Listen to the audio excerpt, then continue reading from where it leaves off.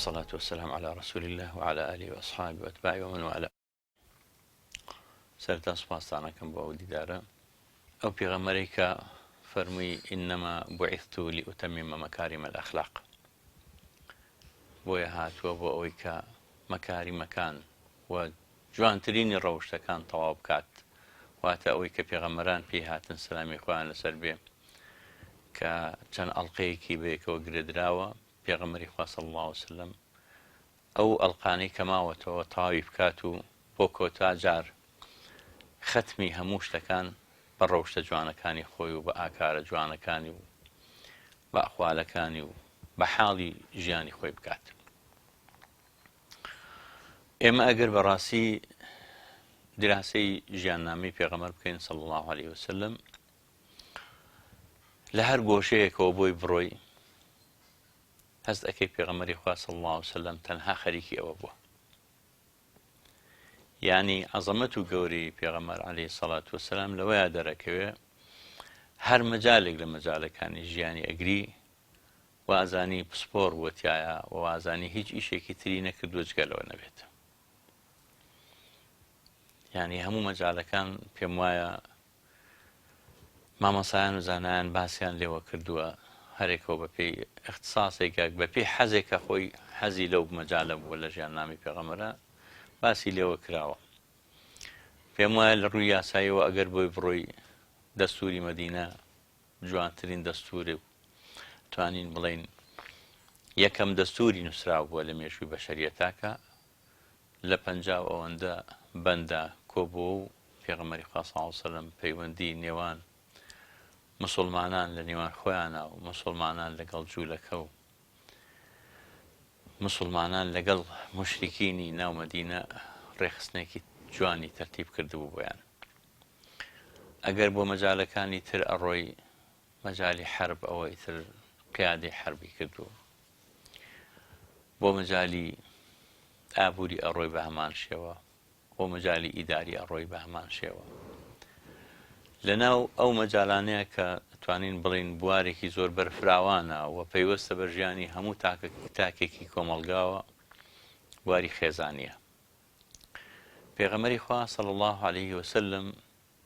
لەگەڵ ئەو هەموو سەرقاڵیە کە سەرقاڵی ئومەتێک بووە، سەرقاڵی حاڵی ئومەت بووە بۆ ژیانی دنیا و بۆ قیامەتیشی، گریاوە بۆ تاوانبارانی ئومەتەکەی کە لە قیامەتە لە مەیدانی مەحشەرە دووچاری حاڵەتی قورس ئەبن. فرمێسێک بە چاوەکانی هاتووەتە خوارەوە بە شێوەیە کە ڕیشی مبارەکی تەڕبووە. یعنی لەسەر ئەم هەموو سەرقاڵیە کە بەو شێوەیە کە هەموو خەمی میلەتێک و ئومەتێکی هەڵگرتە بوو لە سەرەتای وەحیەوە هەتا ئەگاتە ئەو ڕۆژەی کە دنیا کۆتایی دێ، بەڵام لەگەڵ ئەوەشە باری خێزانی لەبیر نەچووە. ئەوەی لەبیر نەچووە کە چۆن تەعامل لەگەڵ مناڵەکانیان بکە، ئەوەی لەبیر نەچووە کە چۆن مناڵەکانی پەروەردە بکات، ئەوەی لەبیر نەچووە کە چۆن خەندە و بزەی سەرلێوی لەگەڵ ماڵ و مناڵیا بەکاربێنێت، ئەوەی لەبیر نەچووە کە ئێحتیمام بە عوشرەی خێزانی بدات، بە مامەڵەی هاوسەرێتی بدات لەگەڵ هاوسەرەکانیان. یعنی پێغەمبەری خوا صلی الله علیه وسلم لە هەموو مەجالاتی حیاتیە وەکوڵێ ئەم مەجالی فرامۆش نەکردووە. کاتێکە فەرمێ خەیڕوکم خەیڕوکم لئەهلیه وئەنە خەیڕوکم لئەهلی، جوانترین نمایش و جوانترین پەیامی تایە بۆ هەموو پیاوەکانی دنیا کە شانازی ئەکات بەوەی کە باشترینی پیاوەکانە بۆ هاوسەرەکانی. لە تەعامولە لەگەڵ هاوسەرەکانیە جگە لەوەی کە بزە و خەندەی سەرلێوی لەگەڵیانە بەکارهێناوە، بەداخەوە ئێستا جاری وا هەیە پیاوانی ئەم سەردەمە تەحەمولی ئافرەتێک ناکەن، تەحەمولی مشکلی خێزانێک ناکەن، تەحەمولی کێشە و گرفتی ناو ماڵێک ناکەن، بەڵام ئەو لە یەک ساتە توانیوێتی تەحەمولی معاناتی نۆژن بکات. ژنەکانیش ئەگەر ئێمە دیراسە بکەین لەسەر ژن و باری سایکۆلۆژی ژن بخوێنینەوە، ژنەکان لە ئەقسا قوتبی شیمالیەوە بۆ ئەدنا قوتبی جنوبی و لە شەرقەوە بۆ غەرب ئەتوانین بڵین ئافرەتەکان هەمویان نزیکن لە یەکەوە. یعنی من خۆم بە دوواداچوونم کردووە بۆ کۆمەڵی پرسیاری خێزانی کە 26 پرسیار بووە، حاکمەی تیا بووە، قاڵی تیا بۆ بڵین، هەتا ئاگاتە ئافرەتێکی ناوماڵ کە هەر خوێنواریشی بەحاڵ هەبووە توانیوێتی وەڵامی پرسیارەکان باتەوە. وەڵامی پرسیارەکان زۆر نزیک بوون لە یەکەوە. ئەم پێغەمبەرە گەورەیە صلی الله عليه وسلم توانیوێتی تەعامل لەگەڵ ئەم هەموو نەفسەیە بکات بەبێ ئەوە ڕۆژ لە ڕۆژان لێدان بەکاربێنێ، بەبێ ئەوەی ڕۆژ لە ڕۆژان دەست بەرز کاتەوە، بەبێ ئەوەی ڕۆژ لە ڕۆژان دەنگ بەرز بکاتەوە بە شێوەیە کە کەلیمەیەکی ناشرین بەزیە بە یەکێک لە ئافرەتەکان لە هاوسەرەکانی بڵێت. چکە وەکو لە فەرمودەیە هاتووە کە پێغەمبەری خوا صلی الله علیه وسلم قەت لە ئافرەتی نەداوەوە، هەرگیز لە مناڵیشی نەیاوە، کە ئێستاوە بۆتە دیاردە لە ناو کۆمەڵگا. هەر من لەو بە دوواداچوونە کە کردم پرسیارم کرد لە وەسەتێکی ملتەزیمیشە پرسیارەکەم کردبوو بەڕاستی لە ساڵ 34 لێدان هەبوو، خەڵکی زۆر ملتەزیم لێدانی بەکارهێنابوو. عەجیب نەبێت کە ژن لە پیاوی یابوو. مانای وایە ئێمە ئەگەر بڕۆینەوە بۆ لای پێغەمبەری خوا صلی الله علیه وسلم و لەناو ئەو خێزانە پێغەمبەرایەتی کە ئەو تایە ئەژیا، ئێمە خۆمان نزیک بکەینەوە لێ، ژیانمان ئەمەندە جوانە بێت، ئەمەندە جوانە بێت، یعنی تەسەوڕ ناکەیت چۆن ئەگەر گەردیلەیەک بێنین ناو کۆکەی گەردیلەکە پرۆتۆن نیوترۆنی تایە و ئەلکترۆنەکانیش بە چواردەوری ئاسوڕێتەوە، چەند دووری دروست ببێت ئەوەندە ئەلکترۆن ون ئەکات. ئێمەش چەند لە ناو کۆکە دوورکەوینەوە، چۆن چەند لە چەق دوورکەوینەوە ئەوەندە خۆمان ونەکەین. واتە ئێمە چەند لە مەرکەزەکە کە پێغەمبەرە صلی الله علیه وسلم دوورکەوینەوە ئەوەندە بەهای مرۆڤایەتی خۆمان ونەکەین، ئەوەندە بەهای پەیوەندی کۆمەڵایەتیەکان من ونەکەین، ئەوەندە بەهای پەیوەندی خێزانیەکانمان ونەکەین. ئەمنی خێزانیمان، ئاسایشی خێزانیمان هەمووی تێگەچێ بەسەرێکە وەکو ئێستا کە تێک چووە. ڕێژی تەلاق گەیشتۆتە لووتکە لە وڵاتێک لە هەرێمێکی 4-5 ملیۆنیە ساڵانە بگاتە 10,000 تەلاق حەسم ببێ لە دادگاکانە کارەساتە. بەڵام ئەوەتە پێغەمبەر صلی الله عليه وسلم لەولاوە ئامۆژگاری ئیماندارانە کات ئەفەرمێ لا يفرق مؤمن مؤمنة إن رأى منها ما يكره. پیاوی ئیماندار ئافرەتی ئیماندار ناپروێنێت لە بینی دوو پەنجابی پروێنێت وەکو چۆن شتێکی بچووک ئەپروێنی و ئەیکوژی. ئەگەر شتێکی لێبینین نا بەدڵی نەبوو، سەکابرا شتێکی بەسیتی بەدڵ نییە، یەکسەر هەڕەشە لە ژنەکەیەکە، ژنی بەسەرێنم هەڕەشە لە ژنەکەیەکە، تەلاقی ئەدا و بالفعلاشی کات کردوشێتی. یعنی پێغەمبەری خوا صلی الله عليه وسلم لە تەعاملیان لەگەڵ خێزانەکانیە بە شێوەیەکی یەکسان مامەڵەی لەگەڵ کردوون، بە شێوەیە کە یعنی نەیهێشتووە ئەویان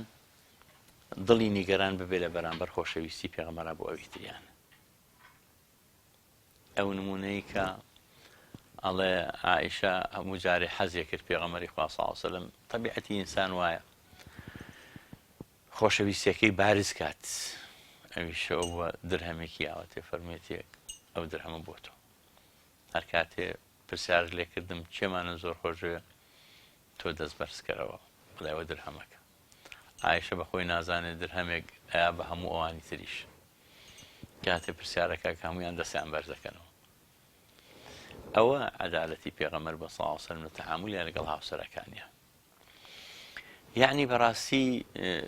مسابقەکردنی پێغەمبەری خوا صلی الله علیه وسلم لەگەڵ عایشە بۆ سەفەربردنی خێزانەکانی هەرجارە و هەر سەفەرێک بڕۆشتایە بۆ جەنگ بووە بۆ هەر شوێنێ بڕۆشتایە یەکێک لە هاوسەرەکانیە ئەبرد بە قورعا یا بەسەرا ئەیبردن لەگەڵ خۆیان. ئەوە نەبوو یەکێکیان فەرامۆشکا ئەوی تریان خۆگەر ئەم سەردەمە بوایە پێغەمبەری خوا صلی الله علیه وسلم دەرگای بۆ هاوسەرەکەی ئەکردووە مەگەر ڕەسوول الله صلی الله علیه وسلم بۆ سەرخستنی عائیشە بۆ سەر وشترەکە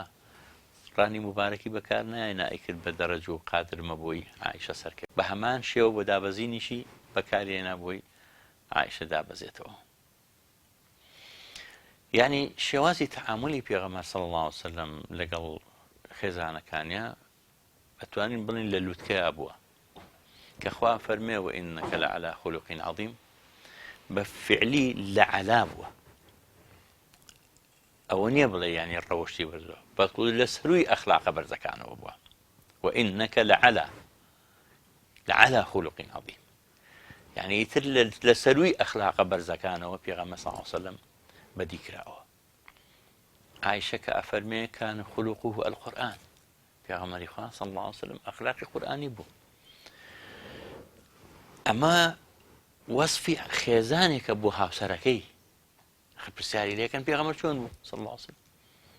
فەرمێ کان خولوقه القورئان زۆر مهمە ژن ئاوا وەصفی هاوسەرەکەی بکە زۆر مهمە معنای وایە پێغەمبەر صلی الله علیه وسلم ئەمەندە ناسک مامەڵی لەگەڵا کردوون یعنی حتا ئەگەر عایشە زۆر نیگەران بوو بێ وتێتی وەڕەب ئیبراهیم لە تووڕەبوونەکەیە بەڵام جارەکانی تر فەرموویەتی وەڕەب محەممەدی صلی الله علیه وسلم سوێنی پەروەردگاری محەممەد خواردووە زۆر نیگەران بوو بێ لێ فەرموویەتی بە پەروەردگاری ئیبراهیم پێغەمبەری خوا صلی الله علیه وسلم هەروەکو عەدالەتی بووە لەگەڵ خێزانەکانیان فەرامۆشی نەکردوون لە شێوازی تەنانەت چۆن بڵێ عوشرە و مانەوە لەگەڵیانە هیچ کاتێک کەسیانی فەرامۆش نەکردووە لە تەعاملیان لە ماڵەوە بە هەمان شێوە شەفاف بووە پێغەمبەر صلی الله علیه وسلم ئێمە ئەگەر تێبینی بکەین لە ژیانی هاوسەرێتیە لە سەرەتایە خۆشەویستی زۆرە دوای وردە کەم مەکاوەکو و پیاوەی کە لەگەڵ هاوسەرەکە دانیشتۆ تازەیە ناوێتی و لێ پرسێ ئەوە چییە ئەڵێ ئەوە ڕووی تۆیە بە مانگی چواردە ئاڵێ ساڵ تێپەڕێوێت و ڕوات و دوای هەمان شەوی تر پرسیاری لێ کاتەوە ئەڵێ ئەوە چی ئەڵێ چاو نابینێ ئەوە مانگ پێغەمبەر وا نەبووە صلی الله علیه وسلم یەکەم جار چۆن خێزانەکەی هێناوە دوجاریش هەروە بووە خۆشەویستی یەکەم جاری چۆن بووە دوجاریش هەروە بووە بۆ چونکە لە ڕاستیە پێغەمبەر خۆی عەلەیهی سەڵات وەسەلام هەروەکو چۆن زانایان لە بواری مەجال و بواری خێزانیە ئەڵێن محەبەت و خۆشەویستی خێزانی بە چەند شتێک بەردەوام ببێ یەکێک لەوانە ئەلئەمانە ئەمانەتداریە ئەمیندار بوون پێغەمبەری خوا صلی الله علیه وسلم هەموو خێزانەکانی ئەمین کردوێتەوە بۆ قیامەتیشیان تەنانەت بە عایشە فەرمێ من خۆشبەختە بم ئەگەر لە قیامەتە کاتێکە ئەچمە بەهەشتەوە عایشە تۆم لەگەڵا بیت هەروەکۆی بە عایشە فەرمێ بە خێزانەکانی تریشە فەرمێ معنای وایە یعنی ئەمنیەتی ئەو دینیاشیاوە تێ نەک ئێرە کەواتە ئەو ئەمنیەتە بۆ پارێزگاریکردنی محەبەت و خۆشەویستی بینی ژن و پیا و پێویستە پێغەمبەرەمەی کردووە صلی الله علیه وسلم بۆیش پێمانە فەرمێ ئاگاتان لە هاوسەرەکانتان بێ بۆی ئامۆژگاریمانەکە بۆی ئەو ئەمنیەتە تێک نەچێت بۆی ژن بێسیقانە بە بەرامبەر بە پیاو پیاویش بێسیقانە بە بەرامبەر بە ژن پێغەمبەرمان صلی الله علیه وسلم لە شێوازی مامەڵە و ئەوەی کە جۆری چۆن بڵێ جاری وایە پێوتێ خانە گومانی پێغەمبەر صلی الله علیه وسلم ئەوەشی نەهێشتۆتەوە لەگەڵ ئەوە شەهر تەعاملی کرد نەیهێشتۆ گومانێک لە دڵی هاوسەرەکانیان دروست بێ نەک هەر هاوسەرەکانی نەیهێشتۆ گومان لە دڵی خەڵکا دروست ببێ لە کاتێکە کە لەگەڵ ئافرەتێکە وەستابێت کە خێزانەکەی خۆی بووە ئەمە باری تەعاملی پێغەمبەر صلی الله علیه وسلم لەگەڵ خێزانەکانیەکە ئاخر وەسیەت ئینسان ئەگەر لە کۆتای سەرەمەرگا چەند کەلیماتێکی زۆر مهم نەبێ نایڵێت کەچی لە حەجەت الوداع